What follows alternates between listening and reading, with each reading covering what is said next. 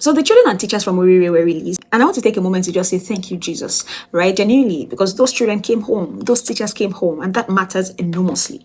But I've been watching what has been happening since the release, and I need to say something. No, I need to say two things actually. The first is about the teachers, the same teachers who were held in that forest, who watched their colleagues get beheaded and killed in front of them, who protected children as young as 2, 3, 4 through the 56 days of terror. Those same teachers are now being paraded in front of cameras, giving interview after interview, retelling what happened, reliving it on demand for our consumption. Who decided that this was okay? Who did? Because this is what an uninformed society looks like when it does not understand how trauma works. Trauma is not a story you tell. It is something that lives in your body. And every time a survivor is asked to retell what happened, every microphone, every camera, every soul tell us what it was like. They are not sharing a memory. They are reliving an experience. And their nervous system does not know the difference between then and now. Their body goes back to that forest. We are doing this to teachers who already carry the weight of keeping children alive under conditions most of us cannot imagine. People who did not sign up to be heroes. People who just went to work one morning. The second thing is about the children, and this is where I'm angry. People are online analyzing them. Are they okay? Why do they look like this? They don't look traumatized. Why are they smiling? Did anything actually even happen to them? I want to explain something that most people genuinely do not know. Trauma does not always look like what you expect. Children, especially young children, have a remarkable capacity to appear fine, to smile, to eat, to interact normally.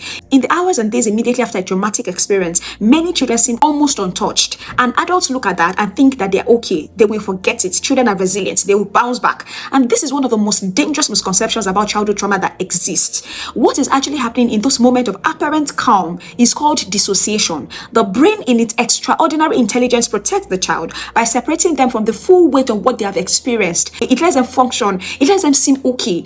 But the experience does not disappear. It just goes underground. And what goes underground in childhood surfaces later, sometimes as aggression, as withdrawal, as depression, as nightmares, as bedwetting, as unexplained physical complaints, as an inability to concentrate in school. As a child who was once cheerful, becoming suddenly fearful or clingy, it shows up in ways that look completely unconnected from what happened. Sometimes months later, sometimes years later, it just surfaces and the adult around the child has moved on, they've forgotten, but the child's body has not. The technical term is trauma repression.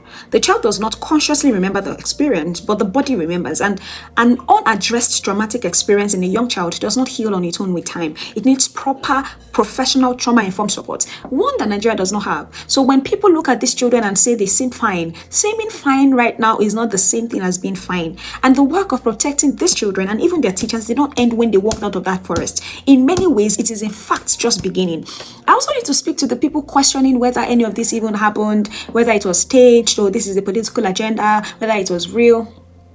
Even if you have questions, can we at minimum agree not to invalidate the experiences of people who came out of a forest after about 56 days? Can we agree that a child who watched an adult be killed in front of them deserves our silence before they deserve our curiosity?